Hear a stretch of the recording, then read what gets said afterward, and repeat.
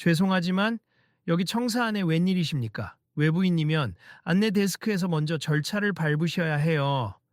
외부인이란요? 저, 그냥 제 자리를 잠깐 떠난 것뿐입니다.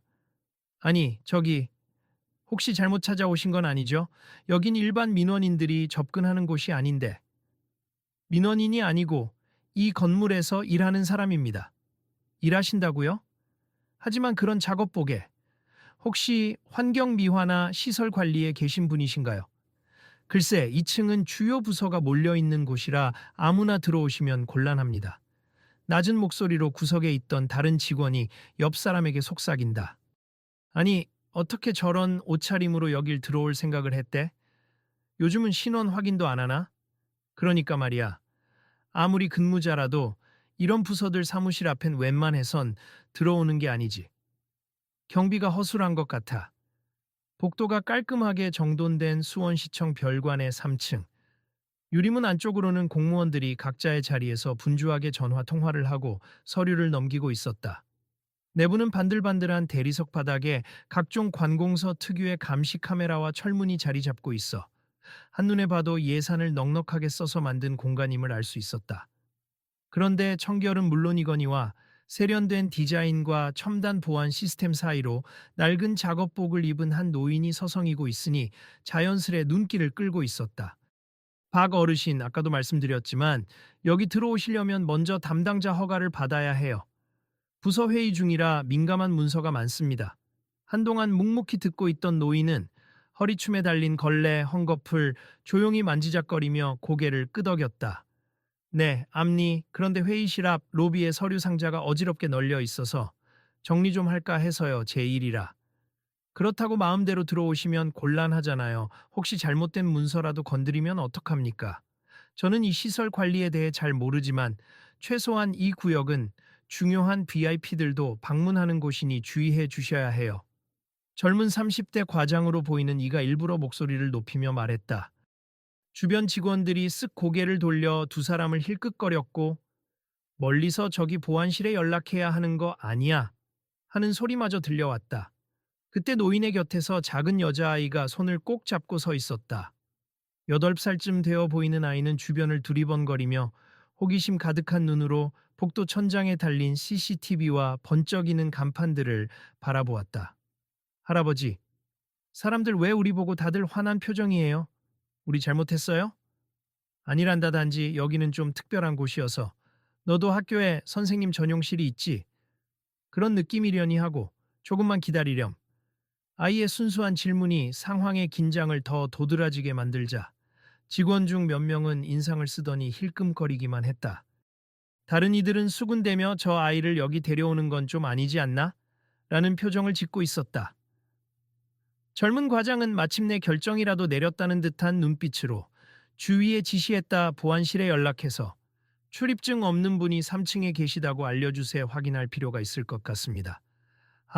이런 상황이 한두 번도 아니고. 저 어르신, 몰래 건물 구석구석 둘러보곤 하잖아. 그러게 말이야. 늘 시설 점검한다고 다닌다지만 사실 우리 구역은 용역 청소 계약에 포함이 안 된 건가? 글쎄, 나이도 많으신데 괜히 이것저것 간섭하실 때도 있어. 예전에 복도 전등이 너무 밝다고 조절하자고 했다가 혼났지 않아? 그들의 귓속말이 들려왔지만 노인은 특별히 개의치 않는 듯했다. 다만 어린 손녀의 손을 꼭 잡은 채 무겁지도 가볍지도 않은 표정으로 과장을 바라보았다. 아저씨, 죄송합니 손녀가 조금 구경하고 싶어 해서 데리고 왔어요. 괜한 소란을 피웠군요. 소란이라기보단 규칙을 지켜주십사 하는 겁니. 이곳에선 절차가 최우선이니까요. 알겠습. 금방 내려가겠습. 우선 제가 더러운 부분만 좀 치우고. 아니, 그렇게 마음대로 움직이지 마시라니까요. 여기 서류나 기록은 전부 예산과 관련된 민감한 내용입니? 게다가 곧 부시장님도 2층에 들르실 예정이라고요. 할아버지. 손녀가 작은 목소리로 노인의 바지가랑이를 잡아당겼다. 우리 그냥 다른 데로 가요. 여기 사람들 다 무서워해.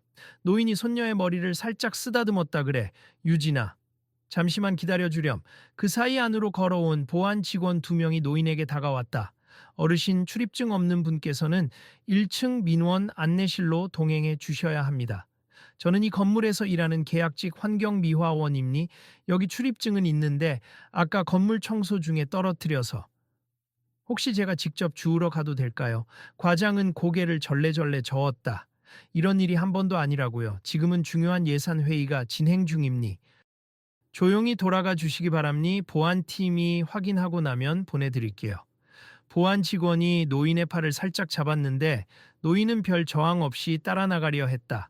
그때 아이가 그를 잡아당기며 소리쳤다. 우리 할아버지 잡아가지 마세요. 할아버지 나쁜 분 아니에요. 할아버지 그냥 도망가요. 유진아 걱정 말렴. 아무 문제 없단다. 이 소동을 지켜보던 직원들은 곁에서 분주히 서류를 껴안고 지나가면서도 하나같이 저분이 또 괜히 일을 벌이셨군이라는 식의 표정을 짓고 있었다.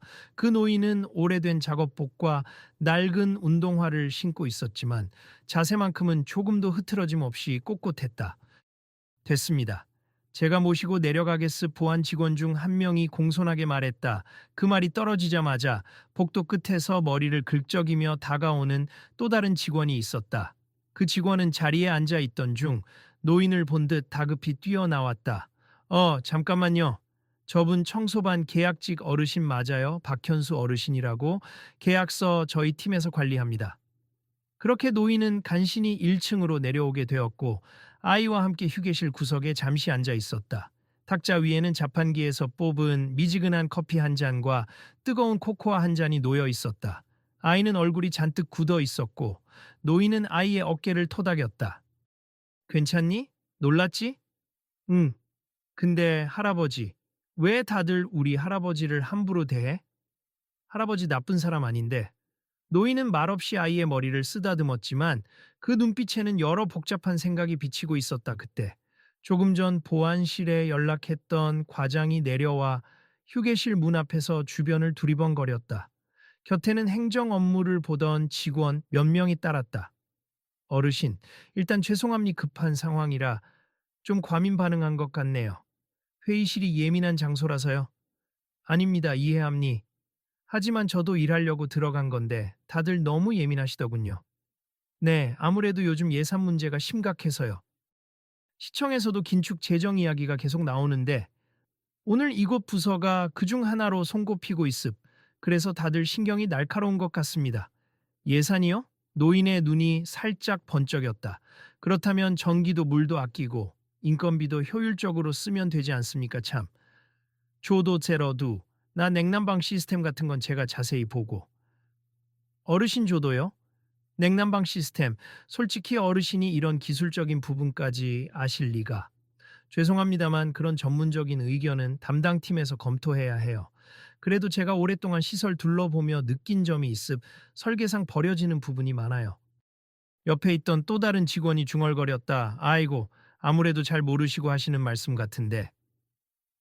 여기서 쉽게 고칠 수 있는 문제가 아니에요. 또 돈 들여야 하잖아요. 그래서 그런 말씀은 시청 건설팀이나 시설관리과에 직접 전달하시는 게 좋을 듯합니. 하시는 일도 어려우실 텐데 굳이 안 해도 될 걱정까지 하실 필요 없잖아요. 노인은 더는 아무 말 없이 웃음으로 대답했다. 그리고 아이의 손을 잡고 조용히 물걸레와 휴지통을 챙겨서는 구석진 계단을 통해 다시 청소구역으로 사라졌다. 며칠 후 각 부서의 예산 삭감 지시가 내려오자 별관 내부는 실제로 술렁거리기 시작했다. 평소에도 빡빡했던 예산이 대폭 줄어들면서 사무용품부터 부서 행사, 인력 충원까지 몽땅 재검토해야 하는 상황이었다. 어수선한 분위기 속에서 노인, 그러니까 박현수 어르신, 은 여느 때처럼 복도를 걸레질하며 옆에서 들려오는 목소리에 귀를 기울였다. 큰일이야. 이대로면 부서 운영이 힘들다고. 저 계약직부터 자를 수도 있다고 들었는데. 장비나 용역비 아낀다고 진짜 필요한 건 못 사게 되면 업무에 지장 생기는 거 아니야? 그러게 말이야. 보일러 온도 낮추고 불 다 끄라고 지침 내려오니 민원인들까지 불편해 한다니까. 윗선에서도 골머리를 앓고 있다던데. 부시장님도 빠듯한 예산이라며 한숨 쉬더라. 무거운 공기가 감돈 사무실 사이로 박현수 어르신이 빗자루질을 하며 지나갔다. 그러다 한직처럼 보이는 책상에 쓰러지듯 앉아 있던 직원. 곧 행정팀 막내인 정희가 머리를 감싸쥐고 있었다. 아, 어떻게 좀 더 효율적으로 운용할 방법이 없을까? 사무용품은 벌써 초과 지출이라는데. 정희 씨, 무슨 고민이 그렇게 깊소? 부드럽게 말을 건 노인을 보고 정희는 처음에 놀란 기색이었다. 평소 박 어르신은 말수가 적었지만 늘 친절히 미소를 보이고 다녔기 때문이었다. 예산 절감안 제출하라고 하는데 저희 팀에선 아무리 해도 답이 없어요. 오죽하면 반나절만 시청 불 끄고 난방 꺼놓는 극단적 방안까지 생각했는데 그건 민원 폭주가 예상되고 그건 좀 비효율적이겠군요. 다른 방법은 없나? A4 용지를 쓸 때 양면으로 인쇄하는 건 이미 하고 있나요? 네, 작년부터요. 그 정도로는 이제 티도 안 납니다. 그럼 사무용품을 공동 구매 방식으로 한 번에 대량 구매해 단가를 낮추는 건 어떻소? 공동 구매요? 저희 팀 단독으론 결제가 안 날 텐데. 그리고 부서마다 필요한 물품 종류가 달라서 일괄 구매하기 어려운 점도 있고요. 각 부서가 필요로 하는 공통 물품, 예를 들어 복사용지나 토너 카트리지 같은 건 분명 있을 텐데 부서마다 나눠서 소량씩 사면 단가가 높을 테니 한꺼번에 경쟁 입찰을 붙여보면 어떨까? 내가 예전에 그런 방식으로 비용을 많이 아낀 적이 있었어요. 예전에요. 그래도 결제 라인을 통과하려면 논리가 필요하긴 하겠네요. 그래도 해볼 만한데. 어디서 그런 아이디어를 얻으셨대요? 그 순간 정의는 문득 궁금증이 생겨서 노인을 찬찬히 바라보았다. 그는 단정히 빗어 넘긴 흰 머리카락을 가지고 있었고 손에는 늘 걸레나 청소 도구가 들려 있었다. 그런데 눈빛만은 마치 오랜 실무 경험이 있는 사람처럼 반짝였다. 아, 저도 한 회사에서 근무한 적이 있어서요. 노인은 그 말을 흐지부지 넘기고 다시 빗자루를 들어 복도를 쓸었다. 하지만 정의는 뭔가에 꽂힌 듯 공동 구매 방식이라 하며 서둘러 메모를 했다. 그로부터 일주일 뒤 예상 암축안 제출 기한이 닥쳤다. 각 부서가 머리를 싸맸지만 대부분 뾰족한 수가 없어 현상 유지에 가까운 내용만 보고서에 담았다. 그러나 행정팀 막내 정의는 달랐다. 팀장님, 저 이번에 정리해본 내용인데요. 공동 구매를 통한 효율화, 그리고 불필요한 부품 재고 관리 방식을 전면적으로 재검토하면 외서 10가지에 절감할 수 있대요. 어디서 그런 아이디어가 뚝딱 나왔지? 혹시 외부 컨설팅 자료라도 봤어? 아니요, 그냥 청소하시는 박 어르신이 이런저런 조언을 주셔서요. 이만큼 정리해봤습. 정희가 건넨 자료에는 구체적인 수치와 시뮬레이션이 있었다. 예산에 대한 기초적 지식뿐 아니라 거래처 비교 분석 자료까지 상세하게 들어 있었다. 팀장은 놀라서 바라봤다. 이건 단순히 아이디어 수준을 넘어선 걸로 보이는데? 어디서 구했나? 글쎄요, 박 어르신이 전에 기업에서 일해보셨다고 하시더라고요. 그분이 알려준 방향대로 제가 자료를 찾아보니 꽤 괜찮은 전략인 것 같아요. 박 어르신이? 아니, 그분이 전직이 뭔데 이런 걸 아시지? 환경미화원으로 오셨다던데.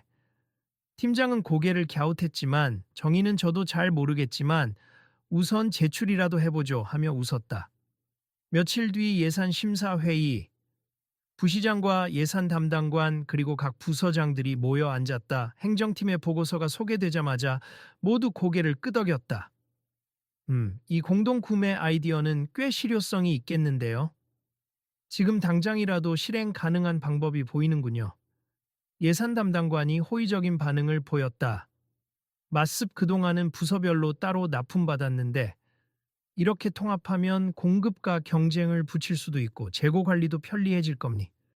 다른 부서장들도 긍정적인 코멘트를 내놓았다. 정의가 슬며시 미소 지었다. 그 박 어르신 말씀이 맞았군 하는 확신과 함께.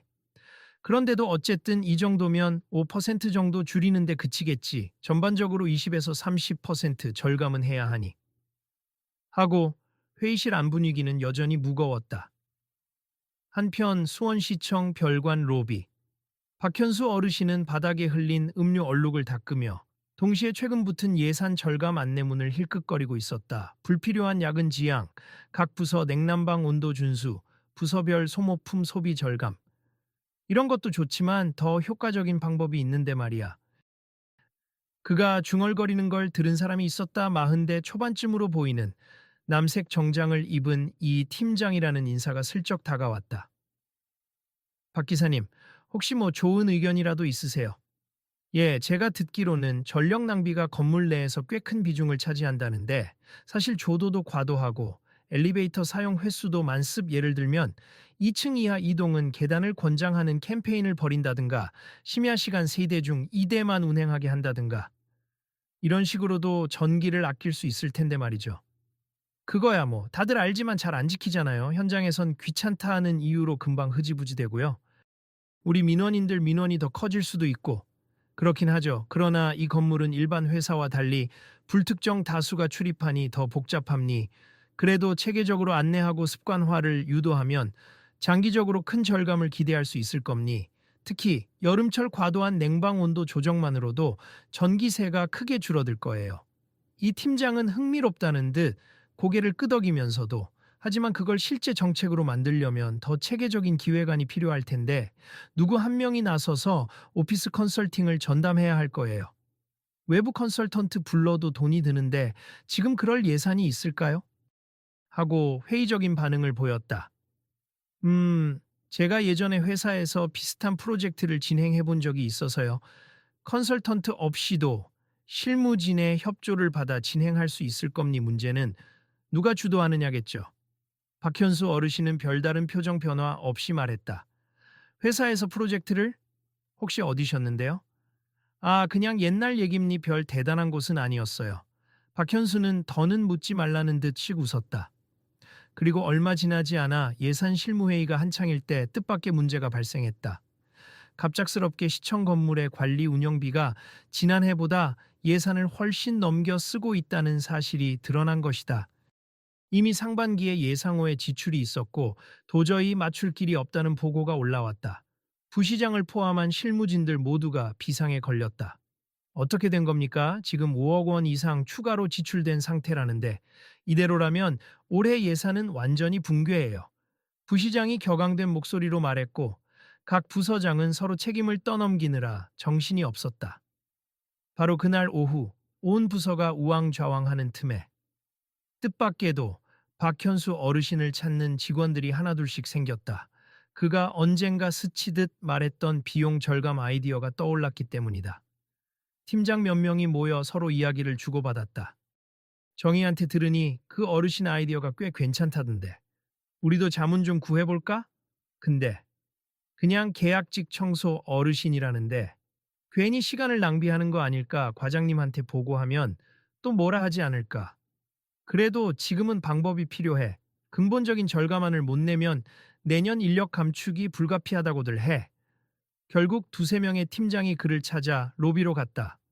그런데 정작 그 시간 박현수 어르신은 근무교대라 집에 갔다는 소식을 들었다. 대략 퇴근 전에 다시 돌아온다는 말에 그들은 기다리기로 했다. 늦은 오후 사무실이 거의 문을 닫을 즈음 박현수 어르신은 수원시청 별관 1층에 다시 나타났다. 여느 때처럼 노란 고무장갑을 끼고 먼지를 닦고 있었다. 기다리던 팀장들이 다가오자 노인은 눈을 깜빡이며 물었다. 무슨 일이십니까? 오늘은 퍽 바쁜 얼굴들이네요. 예, 죄송합니다만 어르신께 조언 좀 구하고 싶습. 혹시 시간 좀 내주실 수 있을까요? 조언이라니요. 제가 무슨 정희 씨나 이 팀장에게 들었습. 어르신이 예전에 기업 쪽에서 프로젝트 수행 경험이 있다고요. 지금 시청 운영비에 큰 구멍이 생겨서 정말 작은 아이디어라도 도움을 받고 싶습니다. 노인은 한동안 대답하지 않았다. 그러다 손에 낀 고무장갑을 벗으며 살짝 한숨을 내쉬었다. 그래요. 그럼 차 한잔하면서 말씀이나 들어보지요. 곧 1층 구석의 작은 회의실에 노인과 몇 명의 팀장, 그리고 행정팀 막내 정의가 모였다. 테이블 위에는 각종 지출 내역서와 예산 편성 자료가 두서없이 놓여 있었다. 노인은 그것들을 유심히 살펴보더니 메모지에 무엇인가 빠르게 적어 내려갔다. 시설 유지 보수비가 무척 높군요. 굳이 외주를 불러서 처리하지 않아도 될 소규모 수리가 만습 가령 천장 전등 교체 같은 건 자체적으로도 할 수 있을 텐데 용역 업체를 매번 부르니까 인건비가 수십만 원씩 들어가요. 그리고 이 건물 에너지 소비 항목을 보니 보일러 효율도 낮은 것 같은데요? 혹시 낡은 보일러로 난방을 시키고 있나요? 네, 본관에 집중 난방이 있는데 별관은 오래된 설비를 그대로 쓰는 걸로 압리 교체 비용이 커서 여러 해 미뤄왔다고. 그런데 그게 매번 고장나고 보일러 기사 불러 수리하느라 돈이 계속 들어가잖아요. 차라리 한 번의 시설 개선 사업으로 교체하는 편이 더 경제적일 수도 있어요. 일시적 비용은 크겠지만 장기적으로 보면 절감 폭이 더 큽니다. 교체 예산이 쉽지 않을 텐데요. 팀장 중 한 명이 고개를 저었다. 노인은 커피를 한 모금 마시고 이어 말했다. 지금 회계 연도가 중반을 넘겼으니 당장 큰 공사를 결정하기도 어려울 겁니. 그렇다면 우선 에너지 사용 패턴을 바꿔야 해요. 온도 조절, 시간대별 사용 분산, 건물 내에 불필요한 구역 전력 차단 등 이런 건 실행 비용 없이도 할 수 있는 조치들입니. 그리고 공동 구매, 재고 통합 관리, 중복되는 외주 업무 통합 등등. 각종 제도를 묶어 일괄적으로 진행하면 예산의 10에서 15%는 줄일 수 있을 거예요. 정의가 놀라 눈을 크게 뜨며 물었다. 그렇게 많이 절약 가능하단 말씀이세요? 예, 물론 부서 간 협의가 잘 이루어진다는 전제에서죠. 서로 자기 부서만 챙기려 하면 안 됩니. 그리고 캠페인 차원에서 끝내면 안 되고 실제로 관리 지침을 만들어 강제력이 있어야 해요. 아니, 어르신은 어떻게 이런 걸 다? 그 순간 한 팀장이 노인을 뚫어지게 쳐다보다가 문득 무언가 떠오른 듯 휴대전화를 꺼내 검색을 시작했다. 박현수. 박현수. 혹시 90년대 중반에 P그룹에서 임원이셨던 분? 아, 설마 이름이 같다고 다 같은 사람은 아니겠죠. 노인이 얼른 시선을 피하는 듯 했지만 이미 팀장은 의심이 커진 상태였다. 이분. 과장님, 잠깐만요. P그룹 옛 임원 명단인데 여기에 박현수 상무라고 있긴 합니. 사진까지 있네. 머리 스타일은 다르지만 느낌이 비슷한데요. 설마 P그룹이면 대기업 아닌가요? 그 박현수 상무라면 한때 국내 굴지에 갑자기 모두 시선이 노인에게 쏠렸다. 정의도 숨을 삼켰고 팀장들도 얼어붙었다. 노인은 난처하다는 듯 말없이 쓴웃음을 지었다. 에휴, 그거 오래된 사진일 텐데. 벌써 20년도 넘은 일이에요. 이제는 잊힌 지 오래죠. 정말 그분이 맞습니까? 그 박현수 상무라면 그 시절 기업 구조 혁신으로 유명했는데 제가 대학 시절 과제로도 찾아본 적이 있거든요. 인수합병 때 손실을 최소화한 사례로. 이제는 큰일을 다 내려놓았어요. 건강도 좀 안 좋아진 뒤로 부산하며 사는 게 싫어졌습. 지금은 이렇게 청소나 하면서 지내요. 제가 큰돈 벌고 싶어서 이러는 건 아니니까요. 아니, 그래서 이처럼 예산 절감과 운영 효율화에 대한 통찰이. 와, 정말 믿기지 않네요. 팀장들이 눈빛을 반짝였다. 소문은 삽시간에 번졌다. 수원시청 별관에서 청소하시는 어떤 할아버지가 사실은 옛날 대기업 임원이었다더라. 사람들은 반신반의했지만 관리부, 행정부, 예산팀 사이에서 그 노인이 내놓은 조언들이 실제로 타당성이 있다는 평가가 퍼지면서 분위기가 급반전되었다. 그간 학교도 못 나온 줄 알았는데 어디서 저런 말을 하나라며 홀대해 온 이들이 미안함을 느끼기 시작했다. 무엇보다 예산 위기가 심각했으므로 그의 지식과 아이디어가 필요한 상황이었다. 하지만 공식적으로 한때 대기업 임원이 청소용역으로 일한다는 사실이 공개되자 일부 간부는 불편해했다. 자칫 시청 이미지에 흠이 될 수 있어요. 대기업 임원 출신이 왜 여기서 환경미화원으로 일하고 있냐 같은 시선이 있으니까요. 그분 인생사에 어떤 사정이 있겠지. 그렇다고 우리끼리 부끄러워할 필요는 없잖아요. 어수선한 반응이 오가던 찰나 부시장의 귀에도 이 이야기가 들어갔다. 마침 심각한 예산 문제로 고민하던 터라 부시장은 직접 그 노인을 만나고 싶어졌다. 며칠 후 아침 평소처럼 건물 밖에서 빗자루질을 하고 있던 노인에게 정희가 달려왔다. 박 어르신, 찾았습니다. 부시장님이 직접 어르신 좀 보자고 하시네요. 2층 회의실에서 면담하고 싶다고. 부시장님이요. 내가 가면 이상하게 보지 않을까? 노인이 멋쩍게 웃었다. 아니에요. 요청이 정식으로 들어왔어요. 그리고 이왕 이렇게 된 거 제대로 도움 좀 주시면 어떨까요? 지금 모두들 예산 문제로 골치 아파하고 있거든요. 노인은 한숨을 쉬었다. 원치 않는 관심이군요. 그래도 도움이 된다면 한번 가보겠습니다. 2층 회의실. 부시장과 몇몇 국장급 간부들이 이미 자리를 잡고 있었다. 문을 열고 들어선 노인을 본 부시장은 밝은 미소를 지으며 일어섰다. 안녕하십니까? 제가 말씀 많이 들었습. 박현수 선생님이라고 하셨죠? 아이고, 그냥 박 어르신이라 부르는 게 편합니? 뭘 이런 공식 자리에까지. 아님니 말씀을 들어보니 예산이나 조직 운영 같은 부분에서 상당히 식견이 있으시다고 하더군요. 솔직히 지금 우리 시청이 재정난을 겪고 있는데 어르신의 경험과 조언이 큰 도움이 될 것 같아요. 그제야 노인은 조심스레 의자에 앉았고 부시장은 탁자 위에 놓인 시청 예산 자료를 가리켰다. 실제 지출 내역인데 예상보다 훨씬 높은 건물 관리비와 외주 용역비가 계속 문제가 됩니. 이미 중도 예산 변경을 한 차례 했는데 이번엔 도저히 맞출 수가 없다고 하네요. 혹시 어떤 방안을 제시해 주실 수 있으신가요? 노인은 자료를 넘겨가며 꼼꼼히 확인했다. 몇 분간 침묵하자 간부들이 약간 초조해졌다. 그러다 노인이 천천히 입을 열었다. 우선 당장 할 수 있는 건 불필요한 야근과 냉난방 온도 관리입니. 각 부서가 일정 시간 이후엔 모든 전기를 최소화하고 남는 서류 작업은 재택으로 돌릴 수 있다면 크게 절약될 겁니. 그리고 외주 용역은 통합 관리로 바꿔 중복 부분을 없애야 해요. 예를 들어 시설 보수와 청소, 그리고 사소한 인테리어 수정을 별개 계약이 아니라 한꺼번에 묶어 통합 발주하면 비용이 상당히 줄어듭니. 단 그 과정에서 기존 계약 조항을 철저히 재검토해야 합니다. 부시장은 고개를 끄덕이며 메모했다 말씀하신 내용 중 상당 부분이 우리가 놓치던 부분임니 솔직히 외부 컨설팅을 받을 예산도 없었는데 혹시 공식 자문 형태로 저희와 함께 하실 생각 없으신가요? 노인은 눈길을 피했다. 자문이라뇨.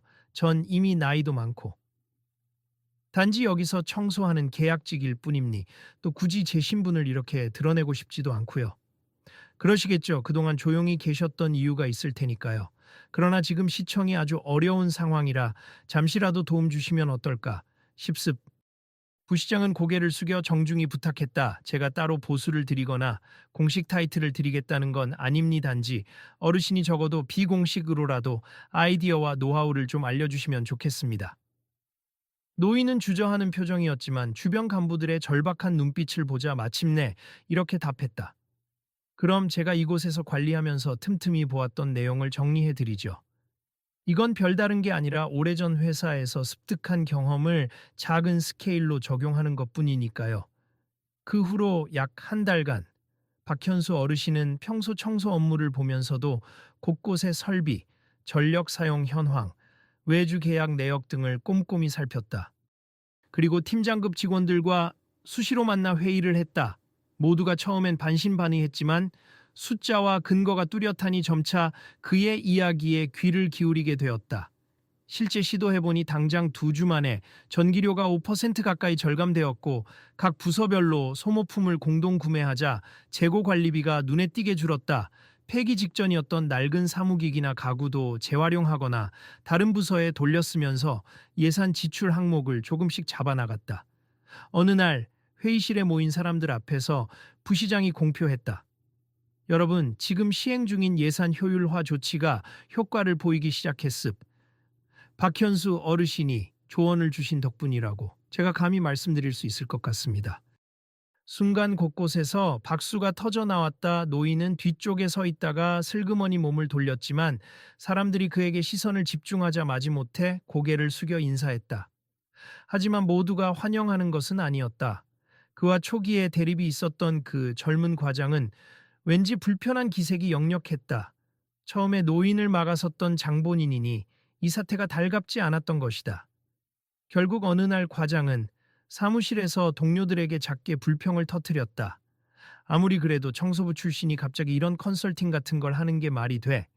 그냥 어쩌다 운이 좋은 거겠지. 결국 큰 틀을 바꾸는 건 우리가 해야 하는 거고. 그런 말을 주위가 듣고도 대놓고 반박하지는 못했다. 그러나 이미 대세는 바뀌어 있었다. 대부분 직원은 박 어르신의 안목이 예사롭지 않다는 걸 알고 있었고 시청 내부에서도 그의 과거가 화제가 되어 은근히 존경의 눈길을 보냈다. 한편 노인의 손녀 유진이는 방학을 맞아 시청에 자주 놀러 왔다. 종종 할아버지를 기다리며 휴게실에 앉아 책을 읽거나 직원들에게 인사를 건넸다 초기에 그를 막아섰던 사람들도 손녀와 함께 있는 모습을 보면 차마 무뚝뚝하게 대하지 못했다. 할아버지, 오늘은 또 뭘 고쳤어요? 유진이가 물으면 노인은 살짝 웃으며 답했다. 고친 게 아니라 다른 사람들과 같이 얘기를 좀 했단다.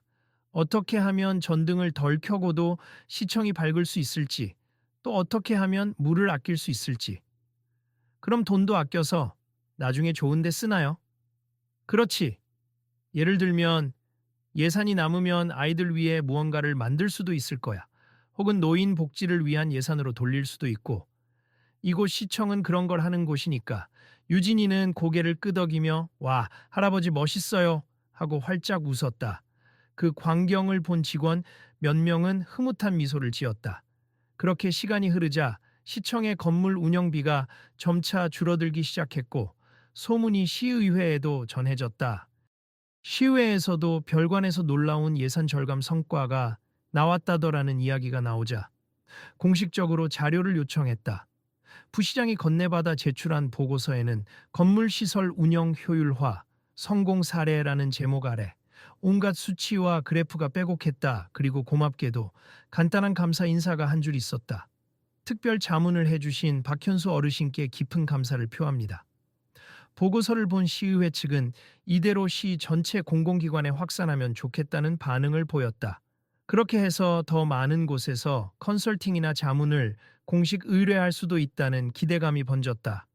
그런데 정작 당사자인 박현수 어르신은 자꾸만 자신을 내세우려는 움직임이 달갑지 않았다. 어느 날 그는 정의와 팀장들을 불러 조용히 말했다. 이제 제가 할 일은 어느 정도 마무리된 듯합니 여러분이 이미 실무를 잘 맡고 계시니 굳이 제 의견은 필요 없을 거예요. 어르신, 이제 시작 아닙니까? 이걸 시 전체로 확대하려면 어르신의 도움 없이 어렵습니다. 글쎄요, 저는 더 이상 이 분야에서 일하고 싶지 않습. 예전에 너무 많은 시간을 바쳤고 그로 인해 가족과도 멀어졌습. 지금은 이렇게 손녀와 보내는 시간이 제게 훨씬 소중해요. 노인은 고개를 숙였다가 잠시 먼 곳을 바라보았다. 사실 제가 회사를 갑자기 그만둔 건 아내가 많이 편찮으셨기 때문이었습. 열심히 일만 하다가 정작 가족에게 신경을 못 썼지요. 퇴직 직후 아내를 돌봤지만 결국 세상을 떠났고 저는 세상이 허무해졌습. 그저 조용히 살고 싶었어요. 정희와 팀장들은 숙연한 표정이 되었다. 그동안의 궁금증이 조금씩 풀리는 듯했다. 왜 대기업 임원이 이런 청소일을 택했는지. 그런 사연이 있으셨군요. 죄송합니다. 몰랐습. 그리고 감사해요. 저희는 어르신 덕분에 많은 걸 배웠거든요. 노인은 잔잔히 웃었다. 저도 여기가 편했습. 나이 들어서 재취업하기 어려웠을 텐데. 이 시청에서 계약직으로 받아줘서 고맙고요. 손녀 유진이도 가까운 초등학교에 다니니 퇴근 후에 같이 지낼 수 있으니 좋았어요. 그가 지나온 길을 알게 된 사람들은 깊은 존경심을 품게 되었다. 어느새 시청 직원들은 그를 박 선생님 혹은 박 고문님이라 부르며 친밀하게 대했다. 그러나 그 호칭을 들을 때마다 노인은 한사코 사양했다. 다들 그러지 마세. 청소하는 박 어르신이면 돼요. 고문이니 자문이니 그런 거 필요 없습. 그는 겸손하고도 단호했다. 한편 처음에 그를 거칠게 몰아내려 했던 젊은 과장은 마음이 더욱 복잡해졌다. 자신의 잘못이 계속 떠오르고 주위 사람들이 노인을 존중하는 모습을 볼 때마다 얼굴이 화끈거렸다. 결국 어느 날 과장은 조용히 노인을 찾아갔다. 노인이 휴게실에서 물걸레를 빨고 있을 때였다. 박 어르신, 혹시 잠시 시간 좀 내주실 수 있을까요? 응? 과장님, 무슨 일이신가요? 지난번 제가 많이 무례했습. 초반에 회의실에서도 쫓아내듯 굴고 그 뒤로도 여러 번 곱지 않은 말을 했습. 진심으로 사과드리고 싶습. 죄송했습니다. 노인은 걸레를 쥐어짜던 손을 멈추고 과장을 바라보았다. 과장은 고개를 떨구고 있었다. 괜찮습. 그땐 저도 청소하는 사람이 예산 회의실에 들어가니 당황하실 만했죠. 저라 해도 그랬을 겁니다. 아니요, 그래도 제가 너무 경솔했고 편견에 빠졌습. 어르신이 주신 아이디어 덕분에 우리 부서 예산 문제가 큰 해결책을 얻었어요. 정말 감사드립니다. 노인은 과장의 어깨를 가볍게 두드렸다. 감사할 것까진 없어요. 누구나 각자 처한 자리에서 할 수 있는 일을 하는 것뿐이죠. 그래도 혹시 시간 되시면 차라도 한 잔 대접하고 싶습. 요즘 부시장님도 그렇고 다들 어르신을 존경해 맞이 않는데 어르신은 늘 조용히 청소만 하고 계시니 하하 저는 그렇게 조용히 있는 게 제일 편합니. 노인은 미소 지었다. 차 한 잔은 감사히 마시겠습. 다만 저를 특별하게 대하지 말아주세. 저는 지금 이 생활이 참 좋으니까요. 과장은 눈시울이 살짝 붉어졌다 그러고는 몇 번이고 고개 숙여 인사했다. 며칠 뒤 시청 내에서 공식으로 예산 효율화 우수사례 발표회를 열었다. 여러 부서가 각자 절감 노하우를 공유하는 자리였는데 부시장은 단상에 올라가 마무리 발표를 하며 이렇게 말했다. 이번 사례 발표에서 가장 중요한 교훈은 누구라도 좋은 의견을 낼 수 있고 그 아이디어가 실제로 큰 변화를 만들 수 있다는 점입니. 처음에 우리는 한 계약직 환경미화원 어르신을 전문성 없는 분이라 치부했죠. 그러나 그분은 사실 과거 유명 기업의 임원으로 근무하며 다양한 구조 혁신을 성공시킨 경험이 있었습. 다만 그렇다 해서 우리가 사람을 존중해야 할 이유가 생긴 건 아닙니. 오히려 학력이 없고 직책이 낮더라도 존중해야 했음을 깨달은 것이죠. 앞으로 우리 시청은 구성원 누구라도 더욱 열린 자세로 의견을 듣도록 하겠습니다. 발표가 끝나자 큰 박수가 터져 나왔다. 회의장 뒤편에서 박현수 어르신은 수줍게 고개를 숙였고 옆에서 손녀 유진이가 환하게 손뼉을 치고 있었다. 이후로도 노인은 여전히 낡은 작업복을 입고 시청 구석구석을 청소했다. 그러나 사람들이 그를 대하는 태도는 달라졌다. 단지 그의 과거 때문만이 아니라 그의 말투와 행동에서 늘 느껴지는 따스함, 그 누구도 무시하지 않고 존중하는 태도에 감동했기 때문이었다. 그는 특별 대우를 거부했고 여전히 작은 월급을 받는 계약직 직원이었다 하지만 월급 이상으로 많은 이들의 존경과 감사를 받았다. 어린 손녀 유진이는 우리 할아버지 최고라며 늘 자랑스러워했고 직원들은 그 아이에게도 밝게 웃으며 인사를 건넸다. 한편 젊은 과장은 틈날 때마다 노인에게 물었다. 어르신, 앞으로도 저희 시청에 계속 계실 거죠? 다른 데서 러브콜이 온다고 들었는데 하하 다른 데라 해봐야 나이 72 된 사람을 누가 쓰겠습니까? 게다가 저는 여기 익숙해졌습. 계속 이곳 바닥을 닦고 계단을 쓸고 또 필요하면 아이디어도 전해주겠죠. 너무 기대하지는 마세요. 과장은 활짝 웃었다. 기대라기보단 같이 일해 주신다는 게 큰 행운이라고 생각합니다. 서로 돕는 거죠. 제게도 여기가 더없이 편하니까요. 그날 늦은 오후 노인은 손녀와 함께 시청을 나서며 건물 입구에서 뒤를 돌아보았다. 초여름 햇살에 별관의 유리창이 반짝였고 그 사이를 지나가는 공무원들과 시민들이 분주하게 움직이고 있었다. 예전 같으면 여긴 내가 어울리지 않는다고 속으로 생각했을지 모르지만 이제 그는 당당히 그 건물 한편을 책임지는 사람으로 자리 잡고 있었다. 유진이가 손을 흔들며 말했다. 할아버지, 다음에 또 오죠? 그리고 혹시나 돈을 많이 아끼게 되면 그걸로 어려운 사람들 도울 수도 있겠어요. 그럼 그렇게 되겠지. 시청이 잘 운영되면 그 혜택은 다 시민들에게 돌아가는 거니까. 노인은 손녀 손을 잡고 천천히 걸어 나갔다. 별다른 말이 없었지만 그 걸음걸이만으로도 만족감이 넘쳐 보였다. 그리고 그 광경을 창문 너머에서 지켜보던 이들은 미묘하게 따뜻한 기분을 느꼈다.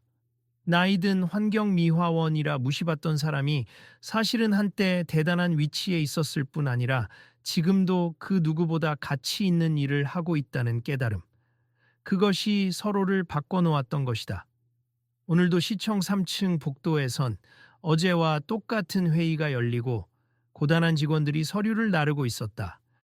그러나 그들 눈엔 이제 박현수 어르신이 그냥 청소부 어르신으로만 보이지 않았다. 나이와 옷차림만으로 함부로 재단할 수 없는 깊은 지혜와 배경을 가진 분, 그리고 무엇보다도 묵묵히 자신이 할 수 있는 일을 하는 분으로서 누구도 함부로 넘볼 수 없는 존중의 상징이 되었다. 그날 저녁 늦게까지 일하던 과장은 문득 로비를 지날 때 아직 남아있는 노인을 발견했다. 빛바랜 작업복 차림으로써 바닥을 정성껏 닦는 그의 모습이 어쩐지 위엄있게 보였다. 그 순간 과장은 생각했다. 사람의 가치는 직책이나 옷차림으로 결정되는 게 아니구나. 내가 정말 어리석었지. 마음 깊이 반성하며 과장은 노인을 향해 작은 목소리로 인사를 건넸다. 어르신, 수고 많으십니. 제가 로비 불 끄고 갈게요. 쉬세요. 노인은 걸레를 탈탈 털며 돌아보았다. 고맙습니다, 과장님. 남은 일 처리 잘하시고 푹 쉬세요. 둘은 짧은 미소를 교환하며 마치 오래된 친구처럼 편안하게 헤어졌다. 서로 다른 길을 가지만 이제 마음만은 한 방향을 보고 있다는 느낌이 들었다. 다음 날 아침 그의 작은 책상 위에는 송을씨로 쓴 쪽지 한 장과 함께 모과차 한 병이 놓여 있었다. 박 어르신, 늘 고맙습. 젊은 과장 드림. 노인은 그 쪽지를 보고 살짝 웃었다. 그리고 아이와 함께 시청 구석구석을 둘러보며 여느 때처럼 하루를 시작했다. 이미 그의 존재 자체가 이곳 사람들에게 커다란 가르침이 된 셈이었다. 언젠가 그가 떠나더라도 오늘 깨달은 바는 결코 사라지지 않을 것이다. 어느덧 시간은 흘러 예산 절감 정책은 성공적으로 안착했다. 시청 내부에는 이전보다 밝은 공기가 감돌았다. 민원인들도 시설이 깔끔하고 운영이 부드러워졌다고 칭찬을 건넸다. 그 변화를 만든 배경에는 소리 없이 청소 도구를 들고 일하던 한 노인의 지혜와 열정이 있었다. 그리고 사람들은 깨달았다. 우리는 얼마나 쉽게 상대를 외모나 직급으로만 판단해 왔던가. 저분처럼 깊은 경험과 지혜를 가진 분을 알아보지도 못하고 편견을 가졌던 건 아닌가. 묵직한 자성이었다. 마침내 건물 전체를 감싸던 긴장감이 풀리고 모든 이가 누구에게서든 배울 게 있다는 걸 몸소 체험했다. 그리고 이 경험이 단순히 한 사건으로 끝나는 게 아니라 시청 전체에 이어질 새로운 문화가 되길 기대했다. 마지막으로 이 이야기를 읽는 당신에게 묻고 싶습. 혹시 우리 주변에서 자신이 지닌 깊은 재능과 경험을 누구도 알아주지 않는다라고 여기는 분이 있지 않을까요? 또는 반대로 겉모습만 보고 한 사람의 가치를 함부로 판단한 적은 없나요? 이 글을 통해 다시금 생각해 보면 좋겠습. 우리는 누군가의 진짜 능력이나 가치를 너무 늦게 알아차리는 실수를 범하기도 합니. 우리 곁에 평범해 보이는 이들, 사실은 전혀 평범하지 않을 수도 있다는 점 잊지 마시기 바랍니. 모두가 조금만 더 열린 마음으로 서로를 바라볼 때 오늘의 수원시청 별관처럼 놀라운 변화가 일어날 수 있을 것입니. 당신은 어떻게 생각하시나요? 혹시 당신이 미쳐보지 못한 숨은 보석 같은 사람이 곁에 있지 않을까요?